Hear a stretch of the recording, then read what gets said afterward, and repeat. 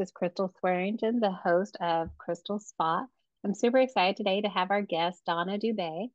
Donna is a certified director of operations, business growth strategist, and the host of the CEO Amplify podcast. She works with established online service-based business owners who are ready to make bigger impact and maximize their profits. As we're preparing and we're getting into 2024, I'm super excited to talk to her about some of her tips she has to help you run your business more as a CEO and maximize your profit and maximize your time, which I think we all are looking for ways to see how we can work for our business, but also have our business work for us. So thank you so much for being on the show today. Thank you, Crystal. I'm so happy to be here. Yes. Well, and I know we talked a little bit off camera for the audience. I want to share, like you started your business as your kids got a little bit older. Tell us about that journey of going from having your first endeavor that you worked on more part-time into starting this company. Yeah, for sure. So, like many entrepreneurs, my journey is not a straight and narrow path. It's a windy, curvy, long path. Yeah. But I actually started my career in nursing. So, I was an ICU nurse for a number of years.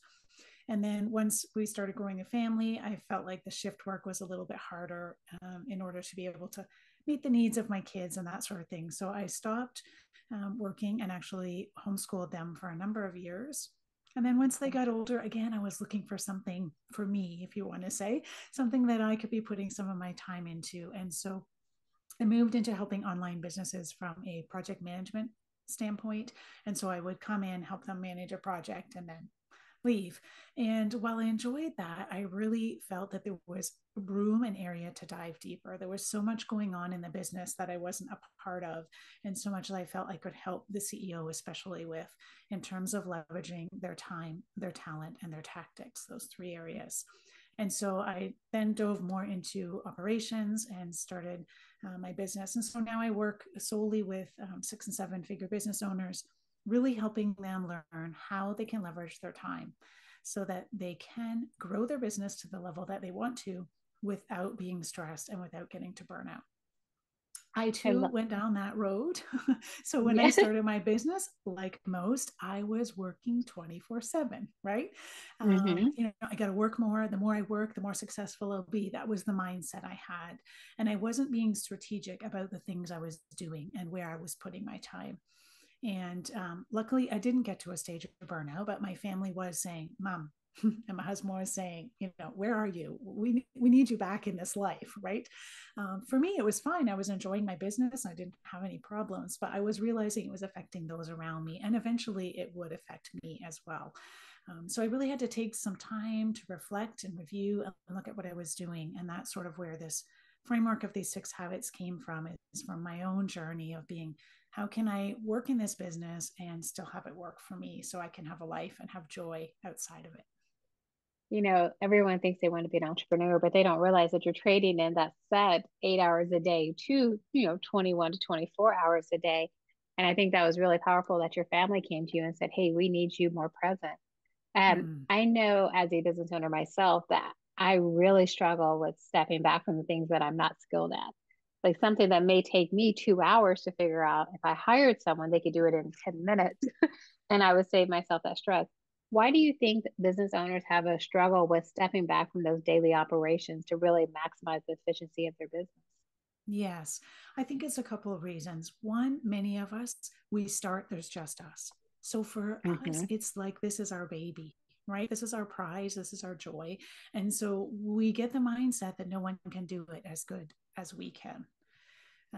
That's not true if we actually look at the facts. There are many skilled people out there, and we have our zone of genius, just like the people we hire have their zone of genius. And so, taking that bird's eye view and taking a step back and saying, what am I doing in my business? And what do I need to be doing as the leader of this business? Hmm. Right? Really makes a difference, because if you took an analysis of what you did, let's say this week, for the first 3 days of this week, you would find that you're spending time doing things that are not necessarily CEO level work. You're going to say, well, what CEO level work? How do I make that decision? And so I like to think about it where we've got two buckets: maintenance and growth. And so everything that happens in your business can fit into one of those two buckets. So maintenance are things like your admin tasks, your customer service, fixing something on the landing page, setting up email sequences, invoicing, bookkeeping, those types of tasks that, yes, need to get done. And many of them need to get done by a certain deadline because you have a standard you want to keep, but they don't necessarily have to be done by you. And so there's 3 different ways we can go about this. We can delegate if we have team members already, or hire to bring in team members we can delegate this to. We can automate because so many of our software tools now have automations that can make this process easier for us while still allowing us to have that human touch. Mm-hmm. And the third thing is pause, because many of us find we bring on new things into our business. We're going to start doing this, we're going to start doing that, but we haven't actually taken the time to review the data and see, is this really moving the needle forward in my business? Or is it just something I'm doing week after week, but it's not actually converting? It's not actually letting people take action, whether that's, purchasing or just coming on your email list or learning more about you. But we really do want the things that we're doing to be making a difference. And so really looking at that data, looking at those metrics and saying, this is not really giving me that return on investment. What happens if I pause it? Just stop it and let's see, right? So those are sort of 3 areas when we're looking at the maintenance. What can I do with those 3 things? Mm-hmm. And then the growth bucket is things that you as CEO need to be doing. So that's like partnerships, networking. If you do challenges or webinars or that type of thing, speaking in other people's groups, creating content that's specific that you need to deliver. Those types of things are your growth level tasks. And that's where you need to be spending your time during your week, right? You're not going to be delegating those things to other team members. Wow, I think so many people, especially as solopreneurs, when they first bring their first hire, or actually not even, I'm going to go back. Most of us are so afraid for that first hire. But what you just said resonates so true, because we're like, oh, well, we have to use this and we have to start this new thing. And my competitor is doing this. Just take a pause. Like, is it really necessary to add any of those things at this moment? And if they're not going towards your future goals of what you're trying to achieve, then why are you trying to squeeze it in? I think we get in a habit of loving being busy just to be busy. So true, Crystal. Yes. I like to think of our business sort of, it's got 3 main systems that we need to have set up and running for each of our offers. So that's marketing, sales, and delivery. Mm-hmm. And so if we have one strategy to market our product, program, or service, we want to make sure that strategy is set up. Our team knows what parts they need to do. We know what parts we need to do. We've got processes behind the scenes, and it's running smoothly. It's bringing in the people, it's converting people. Once we have that one strategy set up, then we can go and layer on a second strategy, right? But if we don't have that foundation, what happens to our house? It crumbles, right? So we need that foundation, a marketing system, a sales system, and a delivery system for each offer that we have in our business. I love that. How do you assist with the people that you work with in finding the talent? Like, how do you determine who's your first hire and what should be your first hire, depending on your system and what business and what you offer? Yeah, good question. So what I like to do is sit down with a business owner and, again, look at the tasks that they are currently doing. And of those tasks, which ones do they enjoy doing? Which ones do they not enjoy? Or which ones are taking quite a bit of time? So they may enjoy doing it, but it's a time suck for them. And so then we want to hone in on those things that they don't enjoy doing and those things that are taking quite a bit of time. And so we lay those out and say, does this fit into one role? Does it fit into 2 roles? What would that look like? And what would, the name of that employee or contractor be? Would it be a virtual assistant? Would it be an executive assistant, a social media, whatever that would look like? And then from there, it's really important before we go and put out, help, I need help message. We want to be really clear about what the job description is, what our values are, and what our mission is. So we need to be clear when we're putting out that job description so that we attract the people who align with us, right? So if we have certain values, we want to have that right in the job description. We want to have in the job description what the requirements are so that we're attracting the people who align with us and repelling those who don't. So it makes it a lot easier when we're vetting the candidates. I love that, putting your value system out there. You kind of have to be a little bit more vulnerable And maybe Mm-hmm. it takes a little bit more time to find the right match, but you want to make sure, especially it's like you said, it's your baby. When you're bringing someone in to watch your baby or help participate in growing your baby, you really want to be specific and protective. Yeah. Yes, yes, for sure. And then the second piece of that is I'll say you need to be ready. So we have to remember Mm. that even if you're bringing someone on to, work 5 hours in your business, you have to have something prepared for them before you hire them. They can't read your mind, right? And so for many of us, and me especially in the operations space, yes, that looks like a very boring SOP, but it doesn't have to be torture to make this. Simply, recording a video of you doing the task would be helpful, right? Having Oh, some documents of what your vision and your mission is, spending some time with that person when you do bring them on to explain who's my target audience, what kind of language and messaging am I using, what things are coming up in the business in the next quarter that I want this person to be aware of that are priorities, right? So that you're giving them a holistic view of your business and helping them to then move forward with you rather than just being in task mode, put this box over here and not really understanding the whole picture. I should have talked to you years ago as I brought on my first assistants in all of in my businesses. I've always sat there like, well, I don't know what they should be doing. I know because then I get to the point of, well, it's easier for me just to do it myself. I'll save time. And I Mm-hmm. think that having that standard operating, and I never thought about recording the task or recording me Mm. doing the task. Yeah. That's a great tip. I hope everybody's taking notes because I've got my notes down already from this conversation. What would you say are some key habits that successful CEOs use and how do they incorporate that into their schedule and their routine? Yes, yeah, for sure. So I've got six. I'll go through a couple of the main ones. One Yes. is what I call the CEO Power Hour, which is really a CEO date with yourself. So if you think about big businesses, Microsoft, Nike, Apple, I mean, they've got a CEO, they've got board of directors, and then they've got a VP of each of the areas, Mm-hmm. sales, marketing, finance. We don't have that in our smaller businesses, Yeah. but we still need to be reviewing and reflecting what is going on in our business. So this is a 1 hour that you put in your calendar, same time every week, and it's non-negotiable.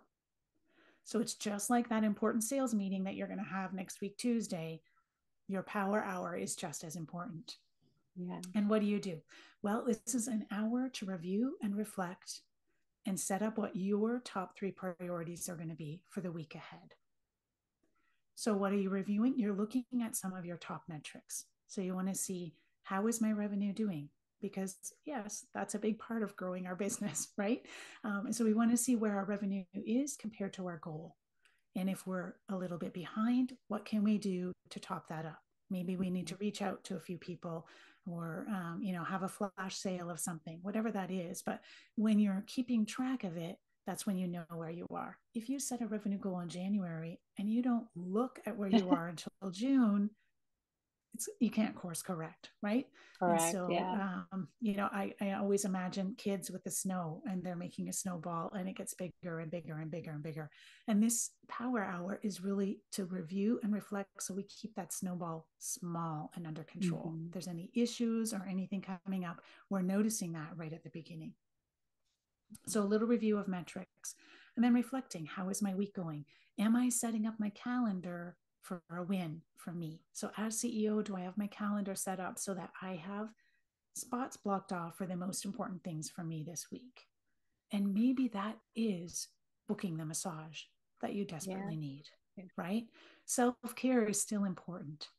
And so, whatever that looks like for you, make sure you have time blocked off in your calendar for the most important things. And then how do you decide what is most important in your business?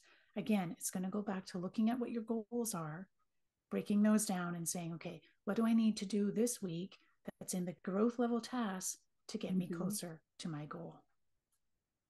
I love that. So you said there's 6 habits and you shared with us the CEO Yeah, Power so Hour. that's the So power everyone hour. make sure I go back and rewatch this or rewind this to that point because those are some great nuggets there. I appreciate. So what Yeah, would be another one? You don't have to go through all 6. I'm sure we can find you on your socials and find out more about it. But yeah. can you give us one more? Do you mind sharing one Sure. more? Yeah, of Love course. that. And so the second one would be strategic to-do list. So I Mm. know we all have a to-do list that's a mile long, right? But depending Yeah. on your day and how you're feeling, sometimes you might say, "Oh, I'm going to attack that to-do list from the top and start hitting the things off. I've got 3 hours. I'm going to start with my to-do list." Other days you may say, "No, I'm going to pick and choose the things that I kind of feel like doing, the things that I enjoy." Mm-hmm. Both of those options are not being strategic. So, how do we be strategic? Again, we take that to do list and we break it down into 4 quadrants. So, you may have heard of the Eisenhower matrix. Mm-hmm. So, we've got 4 quadrants, 4 squares on your paper, and we're measuring each of these things on our to do list by 2 criteria.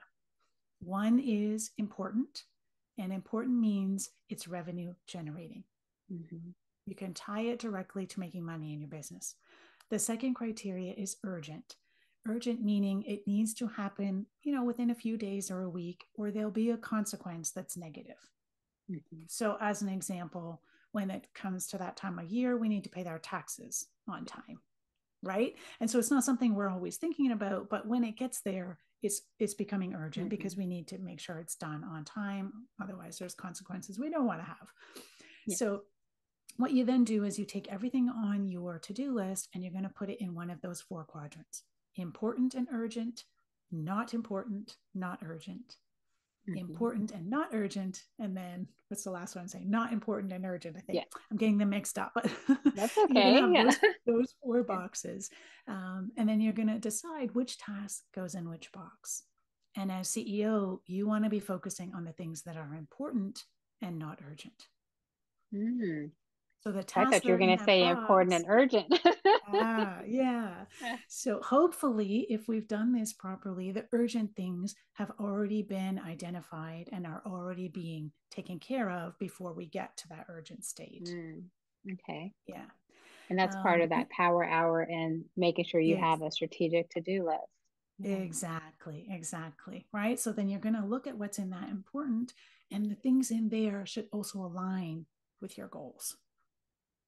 Right. So And you do may you, set 12-month goals. I always encourage people to break that down further because, we can make goals in December or January, or whatever, but by March or April, we can be off track so easily. Right. So setting those 12-month goals, but then break them down to 90 days. What do I really want to focus on in this next quarter? Right. And then from there, down to the month and down to the week so that we can really prioritize. It's like one step in front of the other one to get us closer to our goal. that was the question I was going to ask you. How do you tell people to break? Because I always say, a business plan is a living, breathing document because it's going to Mm-hmm. change. It's going to evolve. You can't be set in stone that this is the way it's going to happen because no one could have predicted 2020. No one could have predicted that we'd be doing Zoom as a regular part of our businesses nowadays. So you Yes. have to be able to adjust. And so you're saying take that 12-month goal, break it down into quarters, and then even break it down smaller. And Yes. that kind of Yes. helps you align what you should be doing every week. Is that accurate? Exactly. Yeah, exactly. And then what you do is at the end of each month, you're doing again a review. Where am I Mm-hmm. compared to what my 90-day goals were? And at the end of the quarter, okay, what's coming up for the next quarter? Oh, well, I had planned to do XYZ, but I'm nowhere near ready for that because Yeah. this quarter, I got off target. And so I'm going to have to adjust, right? And so we adjust and we tweak as we go so that we can still stay on track. And when people utilize your services and what you do with your coaching and your business, what are some things that you ask them in the beginning to make sure that you're a good fit? Where do they need to be in their business and Yeah. understanding? Yeah, good question. So I work with, I would say, established business owners. So they have already an offer, it's selling. They want to grow and make that more. Some of them have a couple of team members, some of them have none. So that's not a requirement, but certainly being open to saying, okay, I want to grow this bigger. I know it needs more than just me, but I need some direction in how I do Mm-hmm. that. And then the third piece is really some accountability. So I'm a visionary. I've got 1,001 good ideas that come to me at all times of the day, and I can't implement them fast enough. And I don't know how to stay the course for something long enough to see the momentum in it. And so Mm-hmm. having that focus and that accountability really helps you to stay in the same zone, and let's see how this plays out, so you can actually get that momentum that you're looking for. I love that. When you were saying you were the visionary, I'm like, that's me. I have like a million things I would like to create. But I do think that no matter where you are in your success journey, whether you're starting out as a business, to have a mentor or someone to coach you, I'm a big component. I'm a big fan of the coaching components and having someone who can help you be accountable. A lot of people, especially solopreneurs, will go to friends and family for that. And you can't really work with the people who know you like you Yes, because they're going to yes. be more considerate of, when you're giving yourself a pass for what you need to Exactly. be doing. So true. Yes. And I don't believe in a cookie cutter mode, right? So what's going to Mhm. work for one person in their business could be completely different from someone else. And so I'm not really here to give you the answer. Oh, I have a magic crystal ball and you just need to sell this and market it this way and life will be perfect. No, that's not what it's about. It's about what are you doing now, right? And what can we do to optimize where you're spending your time, who you have on your team, and how, your back end operation side is working so that we can grow this business without losing you in the process. And it's a question we hadn't talked about before, but I was wondering, do you feel like your experience working in an ICU and having to go through the various things that happens and having to know so many scenarios has helped you in creating this I strategic think business? so, definitely. I mean, I never really thought of myself as a planner and mapping things out when I was younger. But looking back now, I do see that because yes, you're working with the patient, and many times it's life threatening, it's critical, right? Mm-hmm. And then also with their families, because their families are just as concerned and don't understand what's happening, right? So to be able to bring that to their level so that they can understand why we're doing what we're doing, or why their family member is not acting or acting the way they Mm-hmm. are. So yes, definitely, I think that has helped. But I have always been someone who likes to have things planned out. You won't catch me going on a spontaneous vacation and packing my bags the morning of. No. No, yeah, I am not, I'm the same way in a little way. I have to have an outline, but we can fill in the gaps. Mm, Well, yes. thank you so much. Where can people find out more about your program and your company and engage with you? Yeah. So my website is ceoamplify.ca. And so if you go there, right on the homepage, there's a download they can get, which is a CEO Power Hour, which will just walk you through some of the steps we talked about in that Power Hour. But if you're like, I'm not sure how to really implement this, then that download will really help to walk you through those steps. And then, of course, I am on social media, Facebook, LinkedIn. So happy to reach out there. All right. And I wanted to say this in the beginning, but I didn't want to interrupt my bio. Did I pronounce your last name correctly, or how do you say it? You did. Yes, I did. 100%. Thanks, Crystal. Well, you have been wonderful to visit with. I'm super excited. I'm going to go on your website right now and get and do the quiz and get the information on the CEO Power Hour because I think that's so important. And I hope everything great for 2024. One thing I was going to ask you before we go, what would you say is a goal for 2024?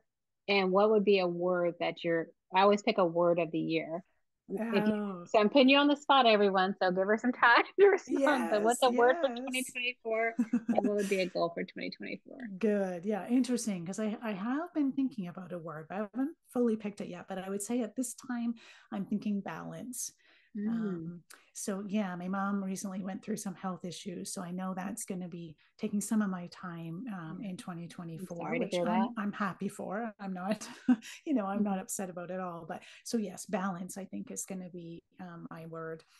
And then in terms of what I'm looking forward to from my business is just to continue to grow my program, which is CEO Amplify 90-Day Sprint. It's a group coaching where we focus on masterminding, mentorship, and of course, that accountability to really help people focus on what they need to for the 90 days. And what I've found so far is that a lot of people are able to accomplish more in those 90 days than they had been in a year Oh, wow. previously, just by really putting those blinders on and honing in. So, yeah, I'm looking forward to growing that program in 2024. And that's a CEO Amplified 90-day sprint. Yeah, that's I love correct. 90 that. day Because everyone says it's a sprint. marathon, not a sprint, but you're like, no, we're going to get these 90 days in and grow your business fast. I love that. Yes. Well, thank you so much for being a guest today, and we'll be staying in touch with you. And I'll put your link in the bio for all of your stuff and your website for everyone to follow you. Thank you. Thank you, Crystal.